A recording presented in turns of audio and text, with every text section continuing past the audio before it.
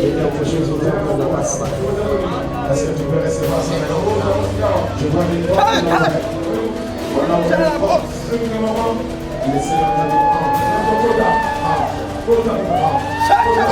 Je prends jusqu'à toi. Elle sera puissante. Elle sera puissante.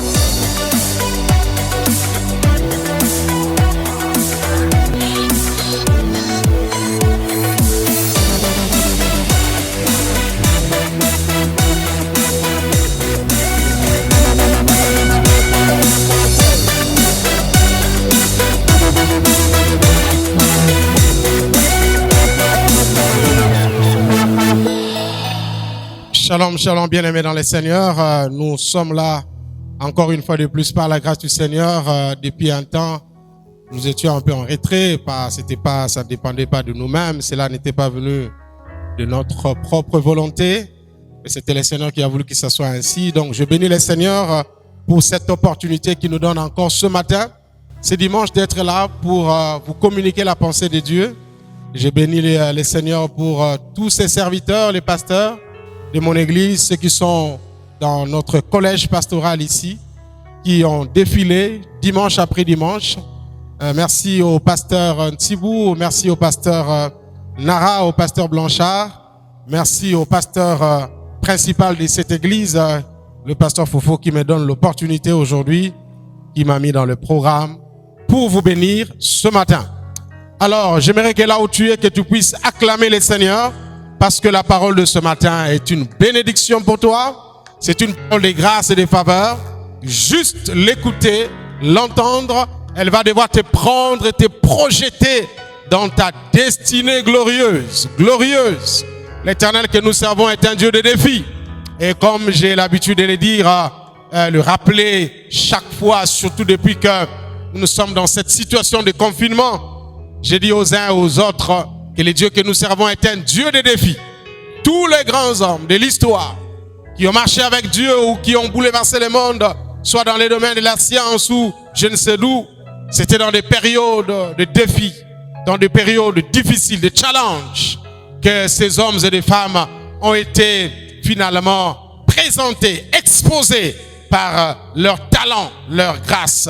Aujourd'hui, par rapport à nous, par l'Éternel des armées, le Dieu d'Israël. Donc, je suis venu dire à quelqu'un que ce moment est un moment propice où Dieu veut exposer la grâce que tu as, exploser la faveur qu'il a mis sur toi, enfin, de marquer ta génération, mais aussi les générations d'après.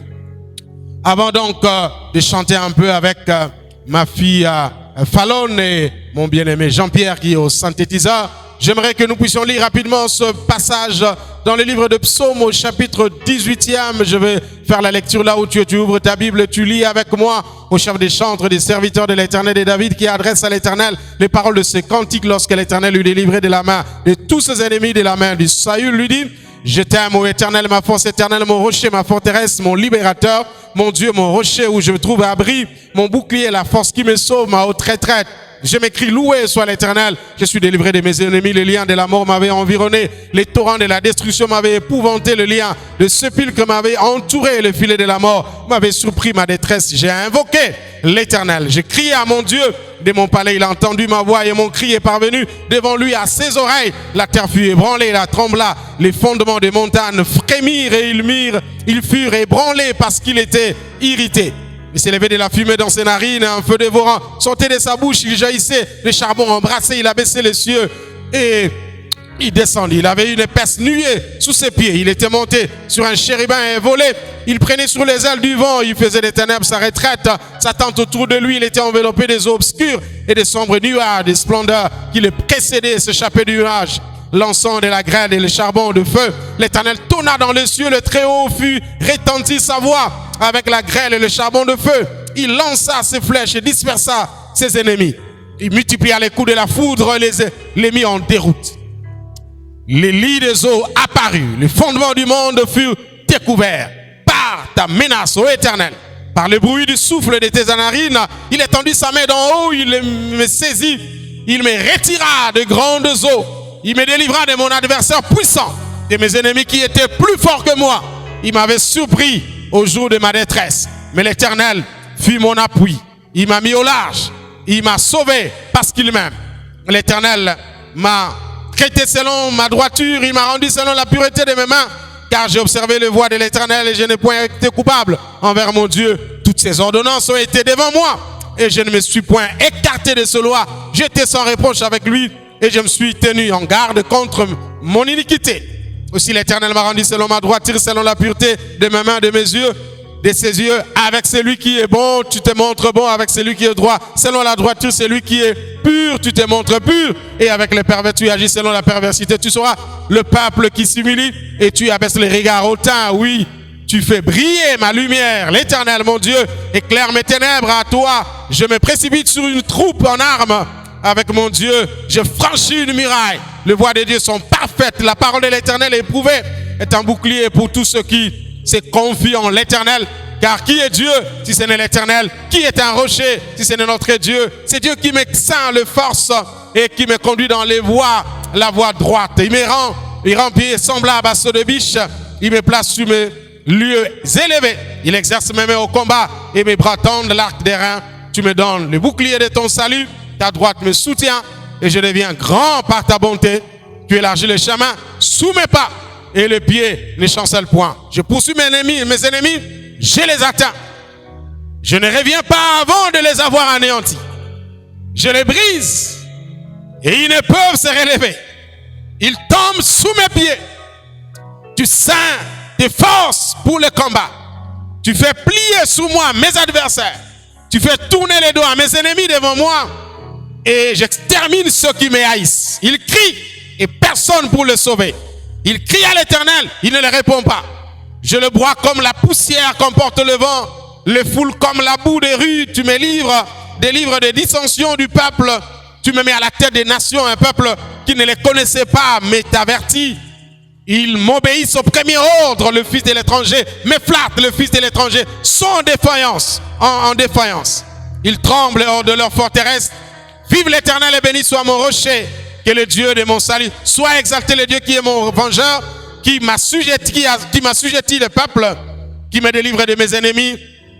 Tu me lèves au-dessus de mes adversaires. Tu me sauves. Tu sauves l'homme violent. Tu me sauves de l'homme violent. C'est pourquoi je te louerai parmi les nations, ô Éternel. Je chanterai à la gloire du nom de l'Éternel. Il accorde de grandes délivrances à son roi. Il fait miséricorde à son roi. Et David et sa postérité pour toujours. Quelqu'un dit Amen.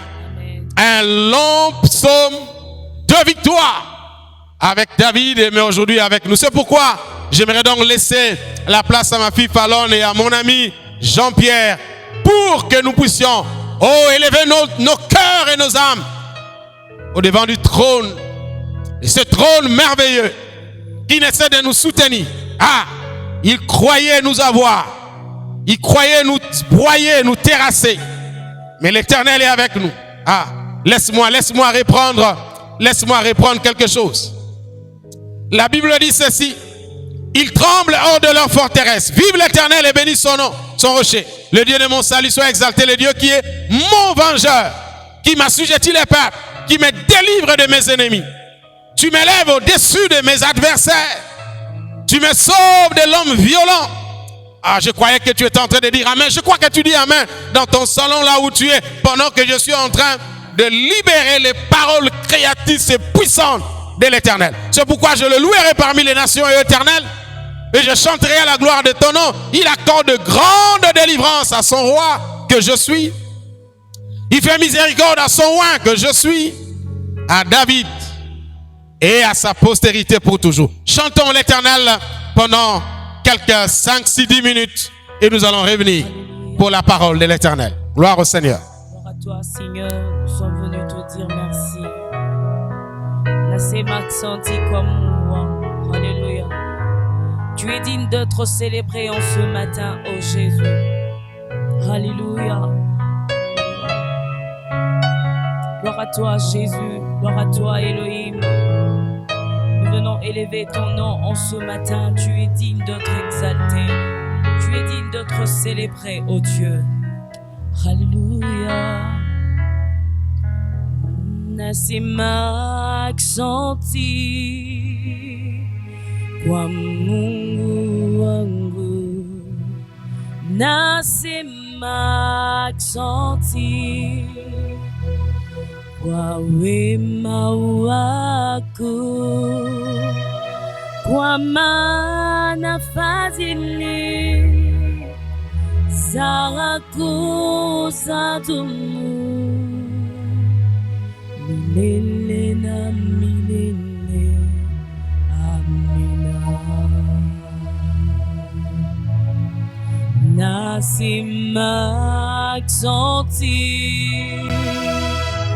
kwa Mungu wangu, nasema asante kwa wema wako, kwa maana fadhili zako zadumu milele na milele. Amina.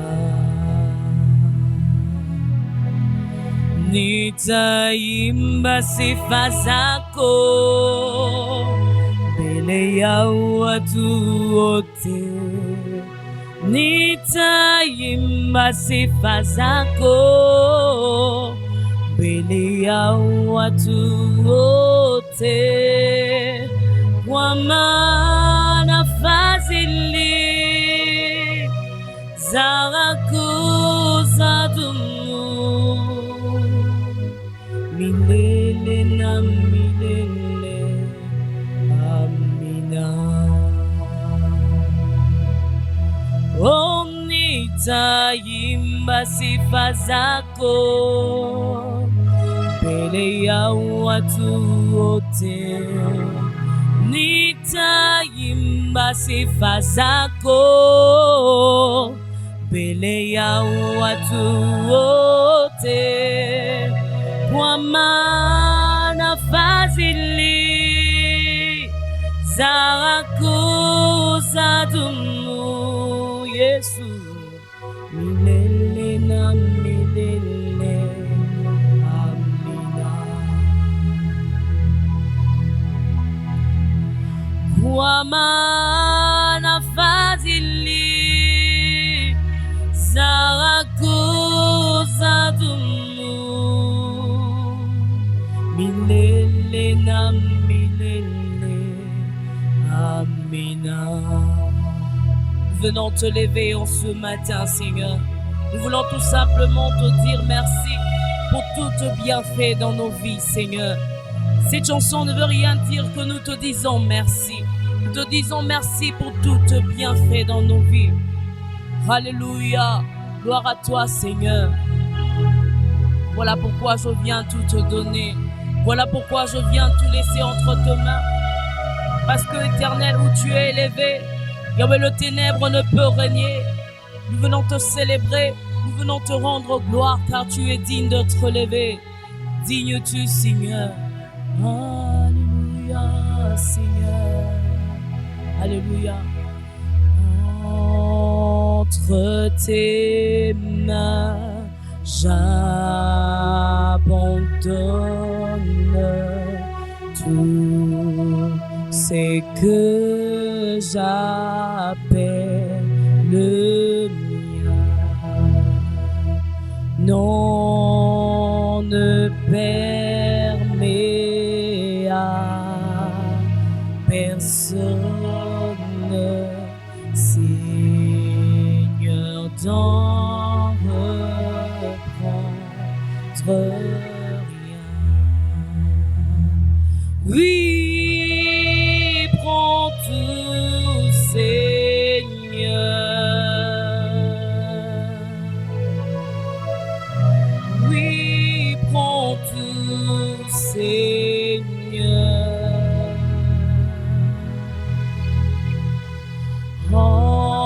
Entre tes mains, j'abandonne tout avec honneur. Alléluia. Oui, Seigneur. Nyonso po Yahweh, nyonso pona yo. Lelo nape si elaka ko salela yo. Tout est à toi, Seigneur, alléluia. Nyonso pona yo, Yahweh.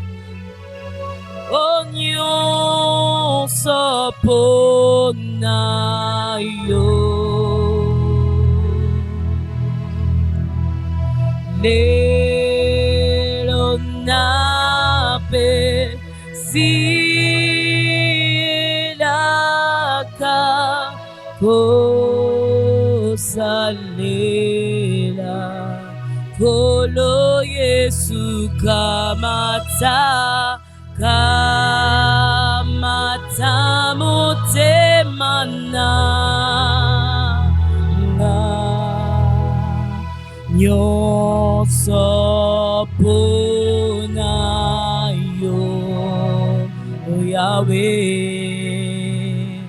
Batela kanga inama be nangoluna yo. Hallelujah. Kamata mutemananga nyonso pona yo, Yahweh. Batela kanga inama be nangoluna yo.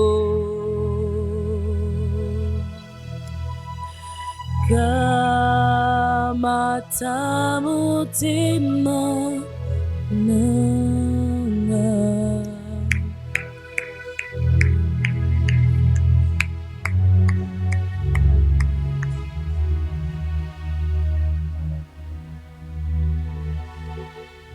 J'aimerais d'abord, de prime abord, comme je l'avais dit au début, lors de mon exhortation, dans mon introduction, que le Dieu que nous servons est un Dieu de défis. Et tous les grands hommes, les grandes figures du monde, soit dans les domaines de la foi, domaine des sports, de la science, de tous les secteurs de la vie, qui ont marqué leur génération, c'était donc pendant des moments de crise, pendant des moments de challenge, de défi. On ne peut pas marquer son époque. On ne peut pas être un joker, influencer son environnement si on n'est pas prêt à affronter l'opposition et tous les vents contraires à ta destinée. Il faudrait donc que vous compreniez que en ce moment-ci, c'est exactement des moments prophétiques où l'Éternel est en train de charger des hommes et des femmes qui veulent exposer dans le monde afin de marquer leur temps, de marquer leur génération à la manière de David. Un homme qui n'était pas aligné dans le répertoire de guerriers de son époque, mais qui avait compris que le temps qu'il était en train de traverser était un temps d'exposition. Il lui a fallu donc aller au-delà de ses limites humaines, au-delà de ses expériences humaines, pour accéder, aller au-delà de la chair et épouser le divin qui allait finalement les positionner dans son appel royal. Si vous comprenez ces choses, vous allez automatiquement et directement, en enlevez systématiquement dans votre esprit que le temps est très mauvais. Vous allez enlever dans votre esprit que nous sommes dans une crise internationale, mondiale, une pandémie qui est en train de mettre à genoux toutes les nations du monde. N'oubliez pas que nous ne sommes pas de ce monde, même si nous sommes dans ce monde. Nous dépendons de notre calendrier, de notre royaume, où les choses ne sont pas vues, comprises de la même manière. Vous devez le comprendre, le savoir, bien-aimés dans le Seigneur. Je vais parler de la révolution. La révolution. Je me suis engagé par l'Esprit de Dieu d'amener les gens au soulèvement public, massif, mais dans le domaine de l'Esprit. Pas de changement si il n'y a pas quelque part une prise de conscience qui amène le peuple ou le monde, un individu ou un groupe de gens à une révolution. À la manière de la révolution française, je me souviendrai toujours et encore, 4 août 1789, lors de la tenue de cette assemblée constituante, lors de laquelle la loi et tous les privilèges rattachés au système féodal étaient totalement abolis, détruits. C'était la fin d'un règne, d'un système. Une réunion qui est partie de 7h du soir jusqu'à 4h du matin, 2h du matin, c'était parce que le peuple français avait pris conscience d'un certain système qu'il fallait mettre, pour lequel il fallait mettre fin à un système, à une force, à une façon de faire, façon de conduire, de se comporter, à une certaine idéologie, une certaine vision. Je disais à une de mes filles hier à la maison, je suis fatigué d'entendre cela, ces enfants de Dieu qui ont l'habitude de dire, Dieu seul sait. Nzambe yemo kwa yebi. Akosala na tango na ye.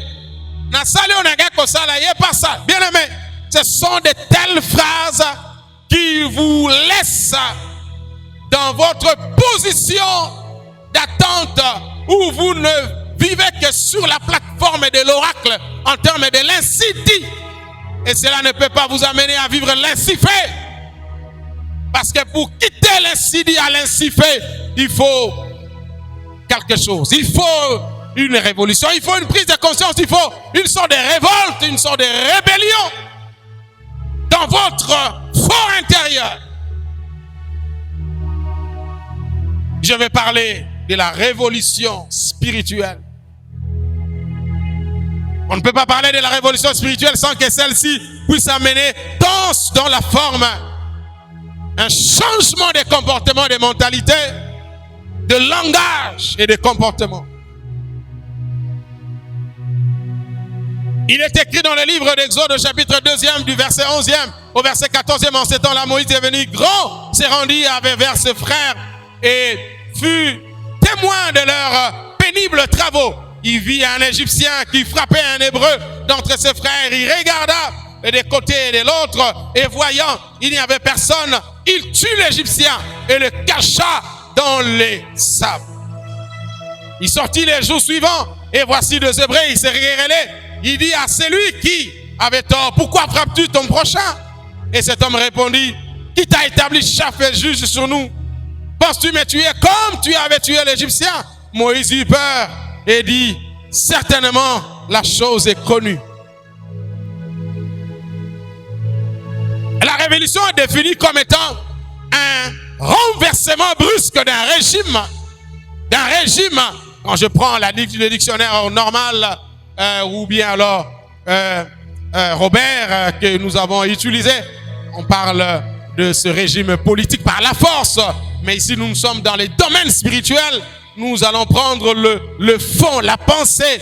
Et nous allons donc nous asseoir sur 2 mots, 2 pensées importantes dans cette définition. Il s'agit donc de renversement et d'un régime. Un renversement brusque d'un régime, d'un système.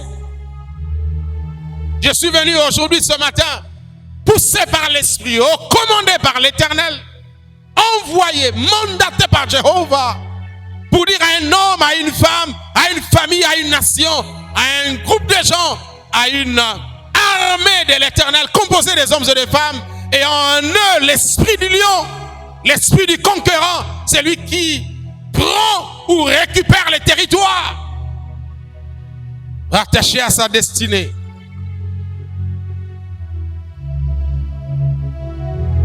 Je suis venu parler à un Moïse, à une Moïse. Qui est cet homme par rapport à cette histoire? Un homme qui a été prédestiné à être le point de contact d'un changement de système qui allait mettre fin à un régime pour faire entrer le peuple de Dieu dans l'accomplissement des choses.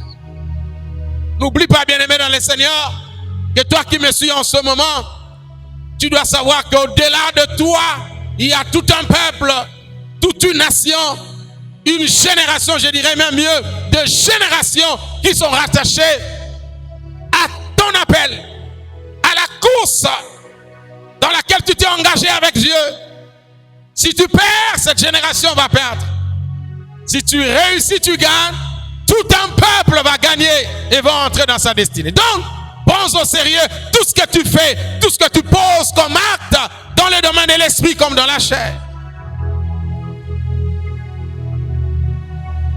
Qui est Moïse? C'est celui-là dont l'Éternel avait oint d'une manière particulière et qui a permis à ce qu'il puisse apprendre certaines choses au palais, afin de servir de canal par excellence à l'accomplissement de l'œuvre de l'Éternel sur son peuple appelé l'Exode. La sortie, la délivrance des enfants d'Israël. Qui est Moïse? C'est celui qui prend conscience de l'état dans lequel vit son peuple et dit assez, j'en ai assez, j'en ai marre, les choses ne vont plus continuer ainsi.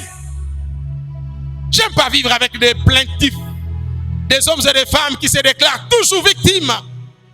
Mais l'Éternel marche avec ceux-là qui disent assez, ça doit s'arrêter ici et maintenant. Je disais donc hier à une de mes filles, par rapport à une requête qu'elle m'avait soumise, alors qu'à la fin, pendant qu'on parlait, elle m'a dit, je fais ce que je pouvais faire, il n'y a que Dieu qui peut faire le reste. Je ne sais pas, c'est à Dieu. Je dis non, écoutez-moi église, écoutez-moi église. Vous qui êtes parents, quand vous achetez des pommes, vous achetez des chocolats, vous achetez de l'eau, du pain, du lait et tout ce qui est charcuterie et vous le mettez dans votre congélateur ou dans votre frigo. Vous revenez à 20h. Le matin, vous vous réveillez à 8h, 9h, je ne sais pas. Vous faites un tour au salon et vous remarquez qu'il y a quelqu'un qui avait mangé, coupé une tige, je ne sais pas, de saucisse et qui a mangé. Et qui l'a mangé. Vous allez demander peut-être au domestique, au cuisinier, ou à la personne qui se trouve là, mais qui a mangé, qui a pris qui avait mangé ces pommes, qui s'est servi de ce que j'avais acheté hier au supermarché?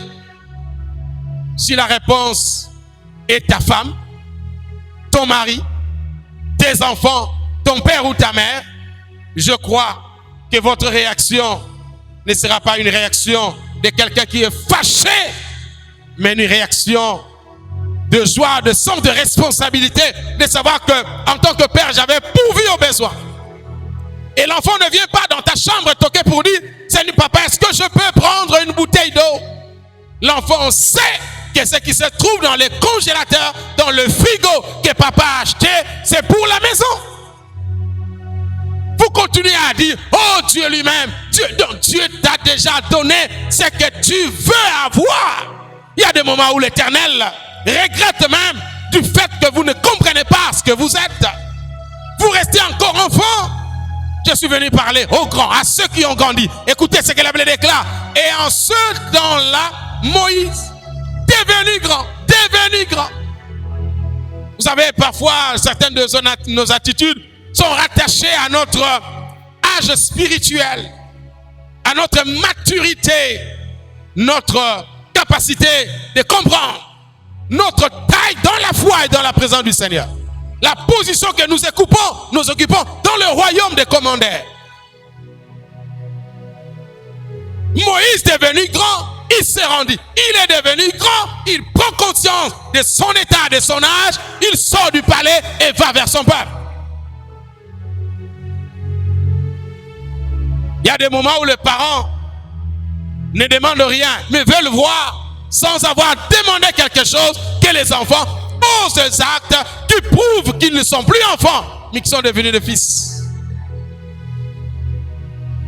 Je suis parti voir un ministre pour mon dossier. Je lui ai remis mon CV. Et après, tu rentres, tu dis, nous allons voir si Dieu fait grâce. Dieu a déjà fait grâce. Le problème, ce n'est plus que Dieu fasse grâce. Le problème, c'est que tu commandes les choses. Parce que la Bible dit, il te sera fait selon ta foi. J'ai besoin des hommes et des femmes qui ont grandi, qui savent être enfants à la maison, en train de demander, quémander, chaque jour, en train de vivre comme des parasites. Nous avons besoin de Moïse, de ceux qui ont grandi et qui sortent du palais pour aller conquérir leur destinée.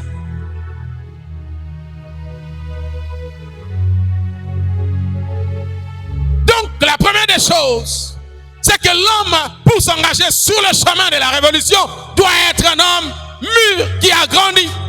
Et je suis convaincu que toi qui me suis en ce moment, peut-être tu ne le savais pas, je suis venu t'informer que tu n'es plus un enfant, tu es un fils. C'est l'heure de s'élever, sortir du palais pour aller à la rencontre de ceux qui sont de ta race et déclencher le processus de la manifestation de ce pourquoi l'Éternel t'a envoyé sur la terre comme Moïse. Quand Moïse s'est levé, c'est pas le pharaon qui lui a dit lève-toi. C'est pas Dieu, il n'a pas entendu la voix de Dieu. Mais c'est seulement son attitude et son comportement a été commandé par le fait qu'il n'était plus un enfant, il a grandi. La Bible déclare, quand devenu grand, s'est rendu vers ses frères.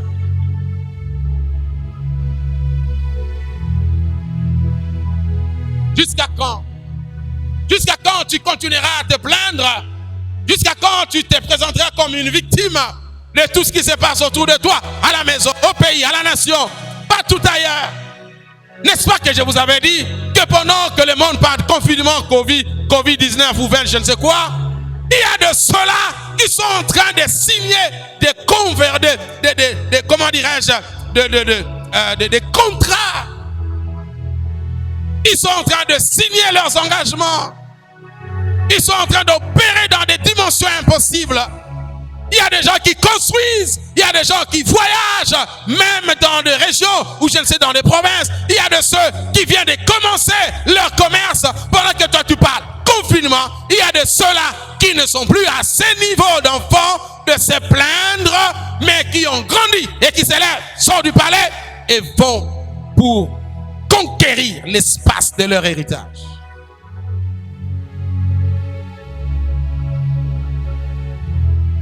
Je reprends sur ma définition.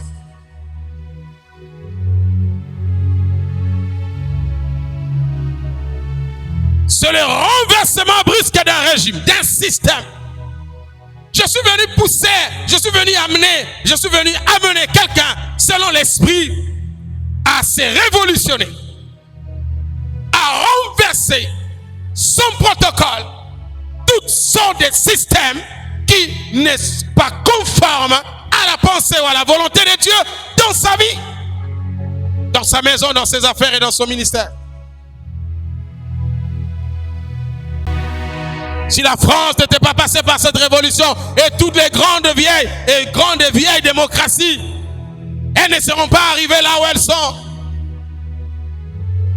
Si le monde condamne certains soulèvements non ordonnés, nous par la foi, nous sommes engagés. Nous sommes de ceux, comme l'Éternel a dit à Moïse, lève-toi. Et il a dit, va dire au peuple, levez-vous et partez. Je suis venu dire à quelqu'un, l'heure est arrivée où tu dois te lever et dire à Pharaon, nous sommes restés ici, c'est fini, nous devons partir. Nous sommes là depuis longtemps. La maladie, la pauvreté, les réclamations sataniques, les malédictions. Mais jusqu'à quand ce système doit continuer à nous gérer? Jusqu'à quand un certain nombre de gens doivent continuer à maltraiter les autres, à gérer, à diriger les autres, conduits par des esprits sataniques et maléfiques, sachant qu'ils n'ont ni Jésus, ni Dieu, ni la conscience dans leur esprit? Nous sommes là comme des marionnettes. Arrêtez ces choses. Tu dois t'élever comme un grand, comme un homme qui a grandi à la manière de Moïse. Mais là, je parle de ta destinée. Je parle de ta destinée et de l'ennemi qui a mis des forteresses autour de toi comme des systèmes où tu ne peux pas te marier, tu ne peux pas avancer, tu ne peux pas évoluer, tu ne peux pas accéder à la royauté, à la grandeur, à la richesse, à la prospérité. Tu ne peux pas vivre en paix, en sécurité. Je suis venu te pousser à renverser ces choses. Quand l'esprit de la révolution entre dans une personne, la personne perd patience sur les choses qui hier il avait lui-même accepté. La personne perd la patience. C'est comme s'il y a une prise de conscience, un esprit d'éveil. Elle se dit, c'est pas possible. Ça ne se passera pas comme ça. Je dois arrêter ce système. Et la Bible déclare, Moïse est sorti. Il a vu que son peuple était menacé.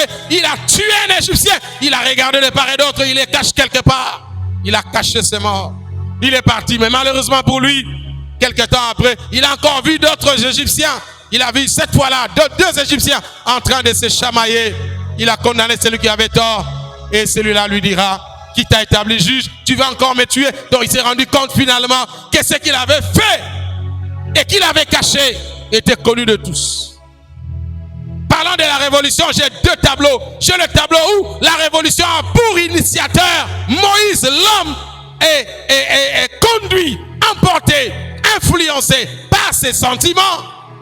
Ça, c'est le premier tableau dont je parle. Ces tableaux-là, certes, dans le fond, reste bon et vrai, mais dans la forme, ne répond pas aux principes établis de l'Éternel. Combien de fois les gens se sont dit, qu'est-ce que je n'ai pas fait? Je me t'élever, je fais ceci, je fais cela. C'est vrai de se révéler, comment dirais-je, de chercher à renverser certains systèmes. Certaines choses que tu n'apprécies pas, que tu n'acceptes pas. Le problème, c'est que si toi-même, tu en es l'initiateur, même si la cause est juste, les conséquences ne seront pas en ta faveur.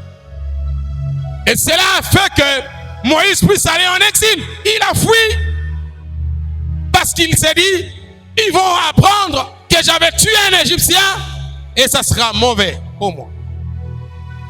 Mais dans le cas de la révolution, je te propose le deuxième schéma. Ce qui est bon dans le premier schéma, c'est la maturité, la prise de connaissance. Mais ce qui était mauvais, c'était la manière de le faire. Moïse a attaqué les résultats au lieu d'attaquer la cause. Ce n'était pas cet Égyptien qu'il fallait tuer. Lui, il opérait par rapport à un système qui a été mis en place. Mais il y a quelqu'un, il y a un gouvernement, il y a un chef qui avait mis en place ces systèmes. Et quand le tableau de la révolution de Dieu lui-même arrive dans le chapitre 3e, la Bible déclare, et il ajouta, je suis le Dieu de ton père, le Dieu d'Abraham, le Dieu d'Isaac, le Dieu de Jacob. Moïse s'est caché le visage, car il craignait de regarder Dieu. L'Éternel dit, je vis la souffrance de mon peuple qui est en Égypte, et j'ai entendu les cris qui lui poussent ses oppresseurs, car je connais leurs douleurs, et je suis descendu pour les délivrer de la main des Égyptiens. Tenez, c'est le même peuple, l'Égyptien. C'est le même constat. L'Égyptien est en train de torturer le peuple hébreu. C'était la même chose. Et pour Moïse, et pour Dieu. Mais écoute, ce qui est différent. Ce qui est différent, c'est quoi? Le Seigneur dit, pour le faire monter dans ce pays, un vrai pays où coule le lieu le mel, dans le lieu qu'habitent les Cananéens, ainsi de suite, les Évésiens, ainsi de suite, les cris, j'ai entendu les cris d'Israël venus jusqu'à moi. J'ai vu l'oppression que leur font s'ouvrir les Égyptiens. Maintenant, va, je t'enverrai enverrai vers Pharaon. C'est là la différence, l'autre point de différence entre le premier et le deuxième tableau. Moïse, lui, il a attaqué l'Égyptien et pourtant cet Égyptien-là agissait sur base d'un système qui dirigeait le pays au lieu de toucher la racine, c'est-à-dire Pharaon, le chef du système. Et Dieu, lui, il est parti de l'Égyptien au Pharaon, la maison même, là où le siège même du problème. C'est pourquoi la Bible déclare, le combat dans lequel nous sommes engagés n'est pas charnel. Nous ne combattons pas contre la chair et le sang. Beaucoup de gens ont échoué dans leur démarche de la révolution, dans leur démarche de dire renversons les systèmes, établissons le système de l'Éternel, parce qu'ils étaient conduits par leurs sentiments, ils étaient conduits par leurs émotions, sans l'intervention de Dieu, sans l'aval de l'Éternel, sans la compagnie de Jéhovah. Quand tu réagis mal, soit bien que tu aies raison dans le fond, mais si Dieu n'est pas avec toi, sache que ta réaction va te créer plus de problèmes, plus de mal que de bien. Mais quand l'Éternel lui-même est l'auteur de la révolution, l'auteur du changement, et il dit à la même personne, Moïse, je t'envoie. Hier, Moïse était parti seul, aujourd'hui, Moïse va avec l'Éternel. Hier, tu étais parti seul, aujourd'hui, l'Éternel m'a envoyé pour te dire, vas-y, reprends le chemin de la conquête, lève-toi et arrête le système pharaonique dans ta maison et dans ta famille. Dieu lui a assuré sa présence, sa compagnie, sa coopération, son aide. Il fallait aller déraciner le pouvoir pharaonique. Il fallait donc mettre fin, renverser un système qui rendait le peuple hébreu esclave. Ainsi parle l'Éternel, l'heure est arrivée. L'heure est arrivée où l'Éternel lui-même descend. Il descend ici à Kinshasa et au Congo. Il descend dans le monde entier. Il est en train de sillonner. Ne regardez pas les vents et marées. Ne regardez pas la tempête qui souffle. Ne regardez pas la pandémie. Ne regardez pas ce qui se passe. Mais ouvrez bien les yeux. Vous allez entendre au milieu feu dévorant la voix de l'Éternel. Moïse avait eu peur quand il a entendu la voix, quand il a vu que la voix sortait d'un buisson ardent. Je vais dire buisson ardent, pas feu dévorant. Buisson ardent. Il y a un feu. Il y a un feu appelé pandémie. Il y a un feu appelé crise économique, crise financière. Il y a un feu qui passe par le confinement. Mais je vous propose de bien regarder le feu. Vous allez entendre la voix de Yahweh qui vous demande de faire quelque chose. Quand le monde dit le temps est mal choisi, l'Éternel dit c'est le temps. Et généralement quand Dieu choisit, il choisit dans des moments de crise, dans des moments terribles. Je suis venu dire à quelqu'un, hier tu t'es battu seul, il y a eu plus de mal que de bien. Aujourd'hui, Jéhovah m'envoie de te dire, sors de ta maison et de ton palais, va à l'encontre de Pharaon, arrête son système. Tu as le mandat de l'Éternel. S'il a fait de Moïse Dieu, toi, il fait de toi son envoyé, son fils, son enfant. Car il est écrit, ce n'est pas nous qui combattons, c'est Christ qui combat pour nous.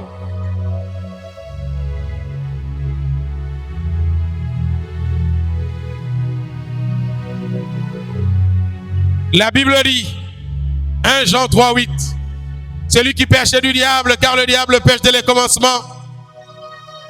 Et la suite dit ceci, le Fils de Dieu a apparu afin de détruire les œuvres du diable. Le Fils de Dieu a apparu pour mettre fin, renverser un système. Jésus est venu pour révolutionner les choses. Jésus est venu révolutionner les mondes.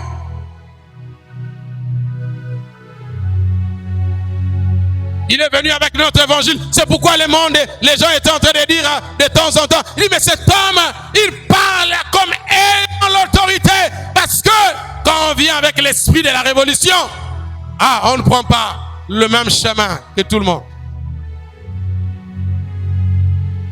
Je vais clôturer mon message de ce matin. Je suis venu dire à toi qui m'entends, qui me suis en ce moment, c'est le temps de la grande révolution. C'est le temps de la grande révolution. Tu as l'appui de l'Éternel dans ce combat.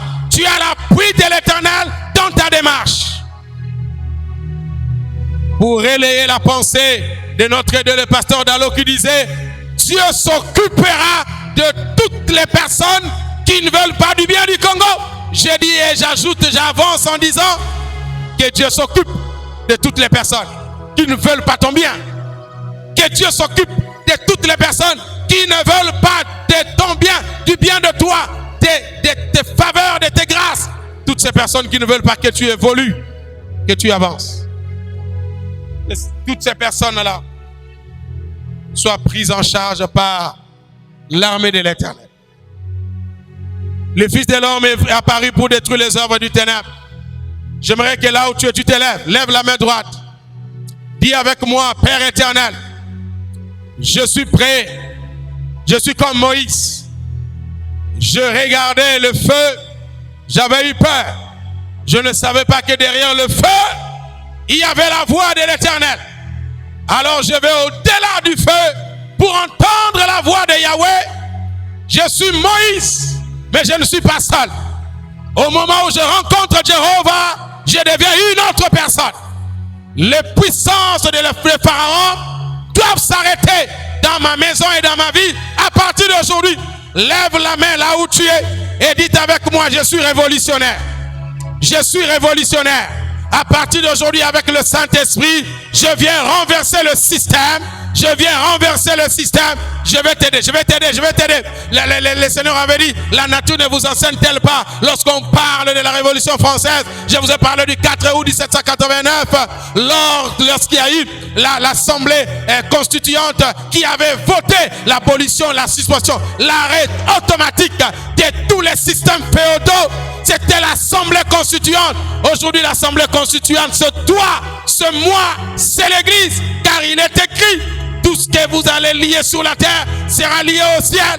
Alors si tu es avec moi, nous constituons l'Assemblée constituante spirituelle et nous arrêtons le système de l'ennemi, le système du diable dans ta vie, dans ta famille, au nom de Jésus-Christ de Nazareth. Je te propose de faire quelque chose. Tu sais quoi? Toi, tu vivras le miracle. Parce qu'à temps même que tu avais levé la main, tu as proclamé, les anges de l'Éternel sont entrés, il y a bouleversement et renversement des systèmes, parce qu'il y a instauration. Maintenant, après avoir renversé le système de l'ennemi, la libération, la faveur, la vitesse, l'accélération dans ta destinée. Alors, si tu connais quelqu'un qui est fatigué de sa vie, partage-lui cette vidéo. Donne-lui, partage-lui cette vidéo. Il t'appellera dans 7 jours, 8 jours et 9 jours et il te dira, les choses changent, car en ce moment où je vous parle, le système de l'ennemi vient d'être renversé parce que Jéhovah est avec nous. Je libère l'esprit de la révolution dans la vie de tous ceux qui nous suivent. Si tu es d'accord avec moi et avec celui qui m'a envoyé l'Éternel, donne un amen à l'Éternel. Au nom de Jésus-Christ, quelqu'un dit Amen. Gloire au Seigneur, acclame Dieu là où tu es, acclame le Seigneur. Acclame, acclame, acclame, acclame. Acclame le Seigneur là où tu es. Si tu es en famille, lève-toi, dis à ton frère, tout va bien, tout va bien. Dans la famille, on se salue, hein? C'est dehors qu'il ne faut pas se saluer. Dans la famille là-bas, on se salue parce qu'on suppose que dans la maison, tout le monde s'est lavé les mains et ainsi de suite. Voilà. Donc, saluez-vous, dis à ton voisin, dis à ta femme, ton mari, ton enfant, ton parent, je suis un révolutionnaire et le système d'hier ne continuera pas demain. Que le Dieu que je sers vous bénisse. Shalom.